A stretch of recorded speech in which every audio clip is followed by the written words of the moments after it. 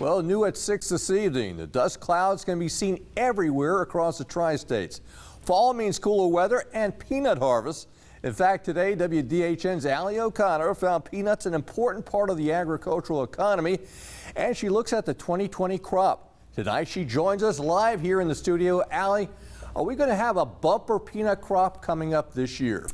Well, Mike, despite the struggles 2020 has thrown our way, the harvest is still moving along and the peanuts are still being produced. With the peanut capital of the world still holding on to its name. Here's what I found out.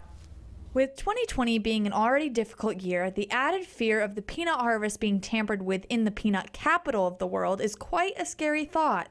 But not to worry, as peanut specialist Chris Balcom stated that the harvest is still on track. Production's been up as far as exports.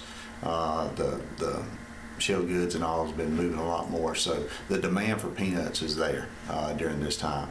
Balcom explained that the peanut workers haven't really had to worry about social distancing or keeping healthy since they are in different parts of the field or the farm itself. He also explained that around this time he is helping farms determine when they should harvest the crop. This time of year, mainly when I go out to a farm there right now is mainly trying to help and pinpoint the best time to dig. That they're trying to pinpoint the optimum time of maturity for those peanuts to be able to tell, because that's something that really affects them economically because of the grade. They get paid on the grade, and grade relates to maturity. So Balcom finished by explaining that the only aspect of the harvest that could change the way it works is if the graders became sick and were not able to grade the product. But in total, he wanted the people to know how much faith the farmers have in their crop and in their communities.